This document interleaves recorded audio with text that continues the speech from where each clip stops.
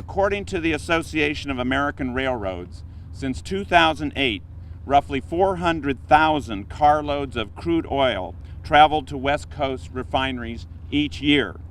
That represents a 4,000% increase in the last 5 years.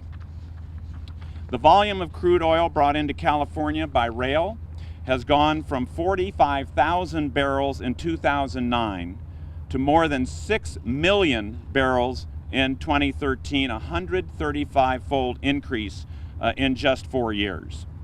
And as you can see from this poster over here, the California Energy Commission projects that by 2016, rail deliveries of crude oil could increase to as much as a quarter of the state's total oil shipments.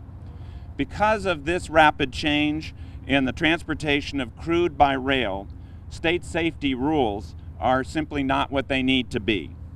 A series of derailments and explosions over the past year, as recently as 2 months ago in Pennsylvania, have raised the profile of this issue for all of us, elected officials, first responders, and the public alike, at the local, state, and federal levels. We've become aware that large crude oil spills have led to devastating, deadly fires and explosions. According to data from the Pipeline and Hazardous Materials Safety Administration, the amount of crude oil spilled from rail cars in 2013 exceeded the cumulative spills in the previous 40 years. The legislation that I will introduce next week will do three things. First, it will expand an existing risk assessment required of freight railroads to include important information about any trains and rail facilities that are handling crude and oil products, and to require this additional risk assessment information to be made available to state and local emergency response officials.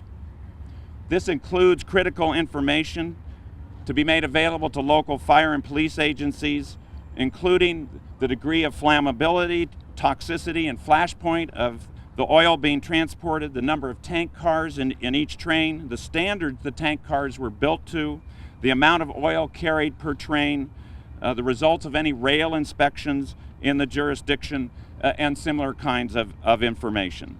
The bill will require that any oil spill prevention and response contingency plans prepared by the railroads pursuant to our State Oil Spill Prevention and Response Act be posted on the Office of Spill Prevention's website so the public may comment on the adequacy of the contingency plan prior to the administrator approving the plan.